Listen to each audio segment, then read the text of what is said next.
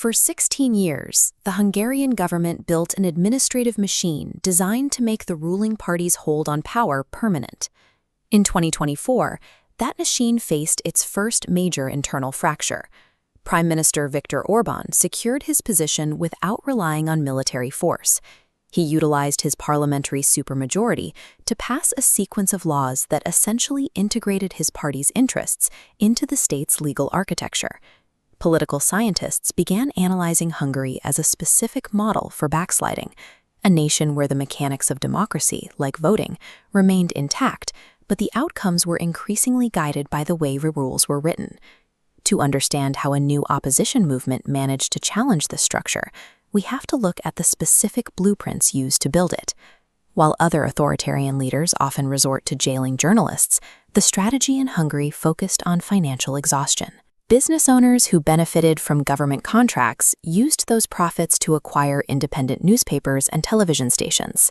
The government stopped spending its advertising budget with any remaining independent outlets. Private companies that continued to buy ad space in those publications soon faced aggressive tax audits, effectively cutting off the last sources of revenue for a free press. Journalists at the weekly paper Magyar Hang were eventually unable to find a single printing press in Hungary willing to take their business. They were forced to move their production across the border into Slovakia. Each week, the printed papers were driven back into Hungary to reach readers, circumventing the domestic blockade on their production.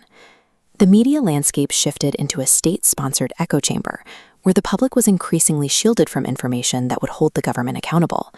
The judiciary underwent a similar transformation. Constitutional changes passed after 2010 removed the court's ability to review or strike down any law that had been passed by a two-thirds majority in parliament.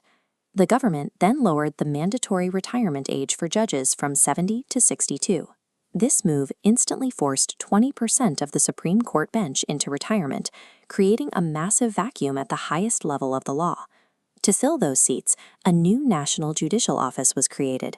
Led by the wife of a senior party official, this office gained the power to assign specific judges to specific cases, ensuring the government's interests were represented in the courtroom. This legal capture was supported by a massive redrawing of the electoral map. Districts were shaped to ensure that even if the ruling party's vote share decreased, they could still maintain a dominant number of seats in parliament. By legally limiting the power of the courts and rearranging the map, the administration removed the traditional institutional barriers to its control.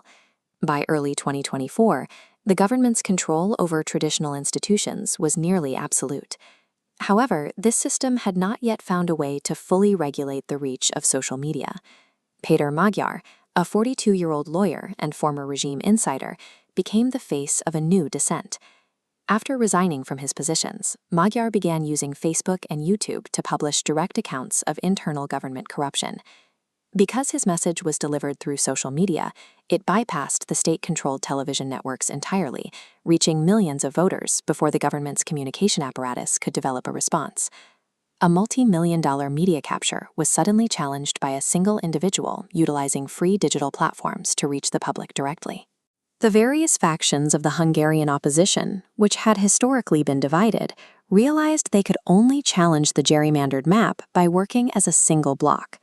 Different political groups stepped aside to prevent vote splitting, encouraging their supporters to consolidate their votes behind Magyar's new party. This unity resulted in a 77.8% voter turnout, a level of participation that pushed against the limits of the rigged electoral districts. While an administration can rewrite a constitution and acquire the media, the 2024 results suggest that a unified public voting in high numbers can still create significant pressure on a captured state.